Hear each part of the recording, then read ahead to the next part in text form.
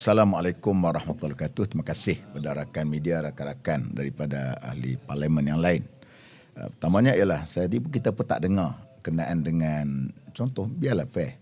Jawab di parlimen ni biarlah satu perkara yang akan dijadikan sebagai satu bahan rojokan, terutama dalam soal 3R okey. Tapi kenapa hanyalah memetik tentang kenyataan-kenyataan daripada pihak Perikatan Nasional?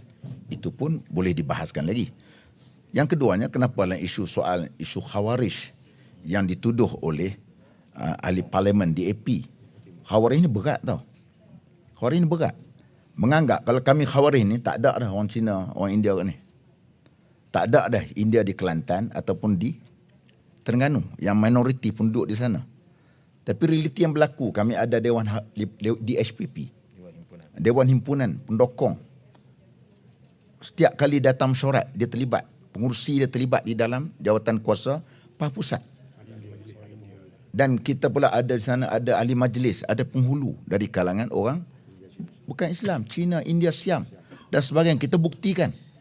Dan kalau kami Khawarij, kami tak sertai pilihan raya. Walaupun pilihan raya ini kita tahu berbagai-bagai mehnah yang kami hadapi. Namun kami tetap mengambil jalan pendekatan ialah demokrasi. Begitu kalau Khawarij tak wujud lagi patung-patung yang besar di Kelantan. Tapi tidak berlaku. Tapi persoalannya kenapa tadi tidak disebut? Ini satu kenyataan yang bahaya. Cukup hanya minta maaf saja. Kalau ini yang berlaku, yang telah menjadi satu perkara yang kita anggap boleh membawa satu normalisasi ke dalam masyarakat seolah-olah kami ni Khawarij. Hari ini kita tengok macam Patang Arab.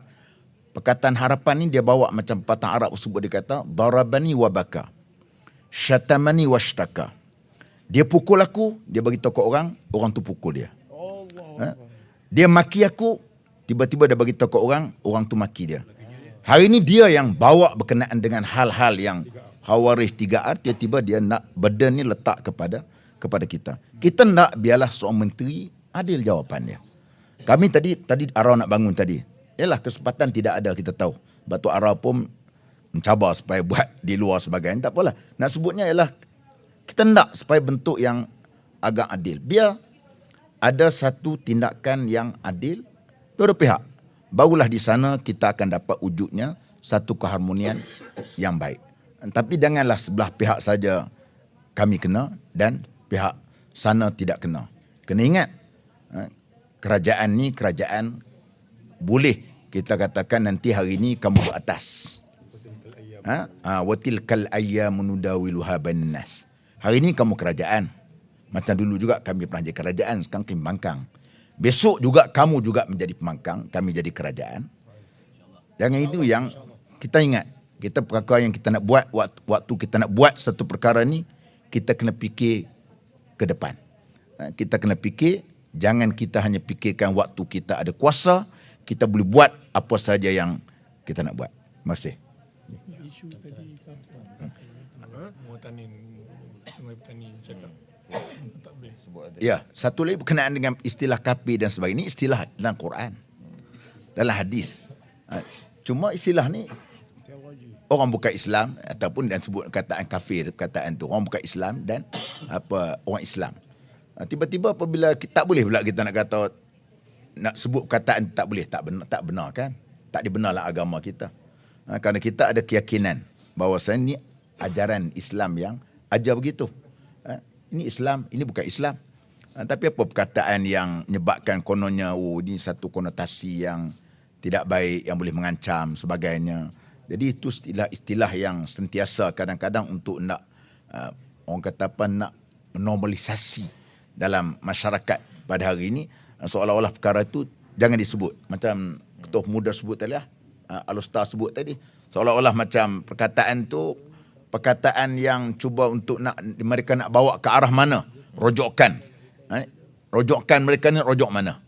Nak rojok mana? Kalau boleh ulama-ulama boleh bincang lah.